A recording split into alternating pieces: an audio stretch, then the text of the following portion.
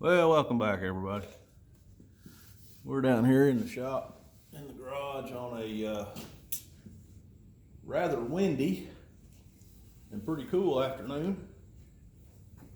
And we got a little fire going, probably the last one of the winter down here, hopefully. It's a little chilly here in Kentucky, about 36, I think tonight's low. But we're down here working on the little gas air compressor. These things are pretty prevalent, many different brands of them. I'm a little partial to that brand, but there's a lot of them out there. And got a little dolly rigged up there to pull it behind the golf cart, a little ball hitch on it. That is the trick, because they're heavy. And when you buy them, most of them's got the handles there on one end, and then they'll have a wheel there between the two tanks, like they call them a wheelbarrow. Pick them up and roll them around. They're a pain in the butt, and they are a back-breaking thing to try to move. So this works pretty good. It's not roadworthy, obviously, but just to pull it around, if you need to pull it to the barn or down to a certain spot on the fence and work, run a nail gun, whatever. Pretty handy. But I'm going to show you a little trick to these things, and every brand that I've seen has the same issue. And I'm going to show you how to fix this little issue for about $6 or $7 bucks. Well, no, we better factor in inflation. About $8 or $12. How's that? 8 or 12 bucks. Depending on where you're at, I guess. But these things are hard to start. When it gets cool outside, I'd say in the 40s or below, these things, you will pull your guts out trying to start these things.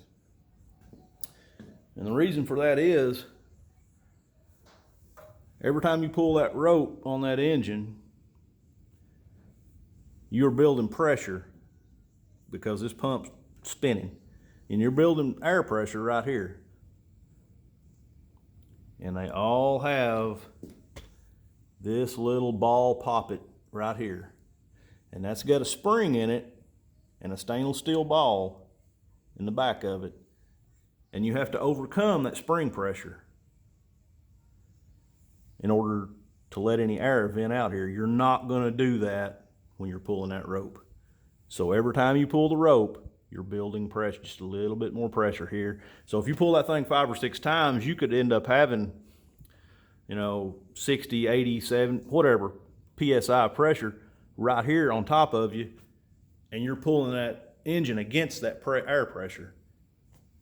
And what that thing's made to do is release pressure until this thing takes off, and then it seals the ball. And it works good for that, but it's not worth a crap for starting these things. It makes them a pain in the butt to start.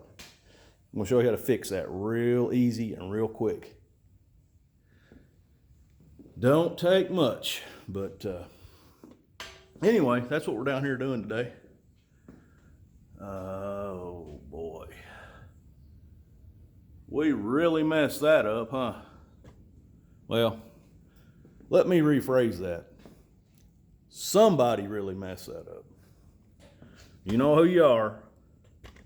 Sure as heck wasn't me. I did my part. Okay, enough about that. We're paying for that and will for a couple more years at least. Okay, anyway. So here's what we're going to do. I have got, I've got my handy little antique Zedco fish scale here. We're going to see. This thing goes up to 30 pounds of pull, so I know we're going to max it out, but so you just have to take my word for it here.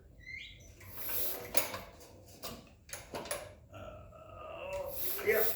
So it went completely bottomed out. 30 psi. Probably went a little above that. And the more I pull it, the harder it's going to get. And like I said, most of these, just about any brand of these is going to have the same issue. And in the summer, everything's warm. It doesn't really show up. But believe me, in the winter, you will pull your guts out trying to start these things.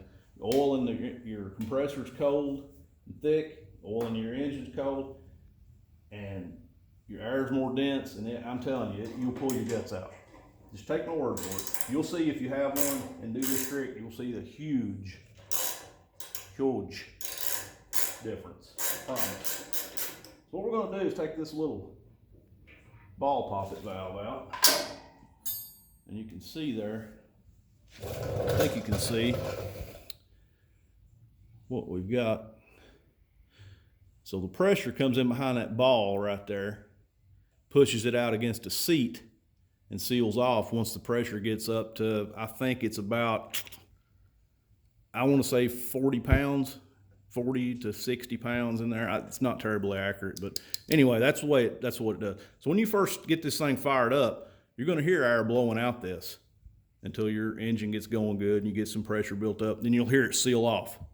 It'll hiss for a few seconds out this hole until this ball seals off against its own seat. So take that thing out and find you a really good trash can and dispose of it. You'll thank me, believe me. If you have one of these, you will thank me. So what we've got is a little 1/4 inch MPT ball valve.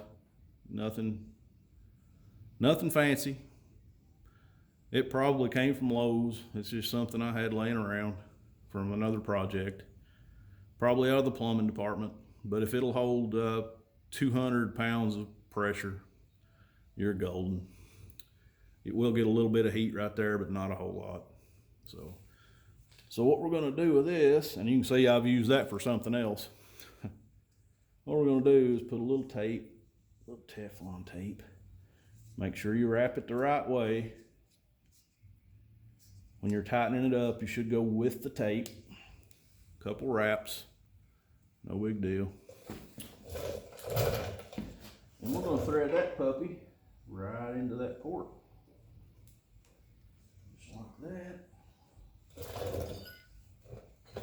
And let's see if we can tighten that up, get it where we want it. It's kind of an awkward spot there, but we'll get it somehow.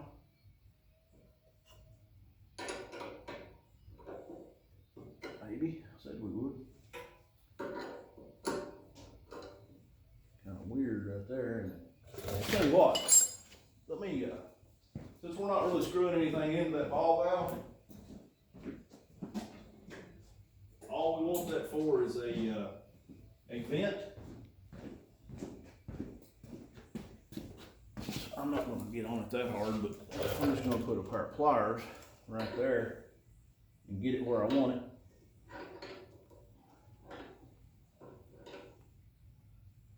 I think that works pretty good. That's pretty easy to get to. Now, open that thing up and let's do a pull test again, just to see the difference on this. And there will be a huge difference, I'm going to tell you right now. Yeah. See, I'm watching that scale as I'm pulling, and I'm hitting like 20 pounds. So we were going off the scale there before, off the scale of 30, and now we're about 20. And believe me, that is a huge difference when you're trying to start this thing. So what that's going to do is just let air pour out right there when you're starting. So you'll have zero back pressure at all, none at all.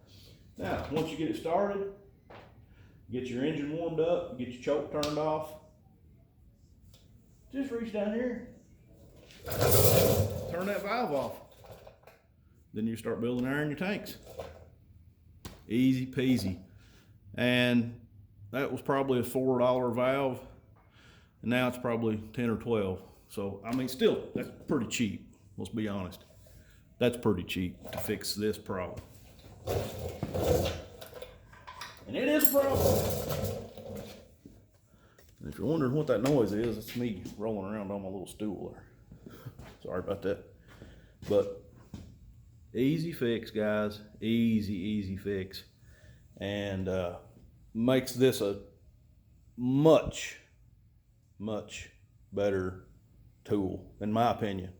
You guys try it. Let me know what you say, what you think. And thanks for watching.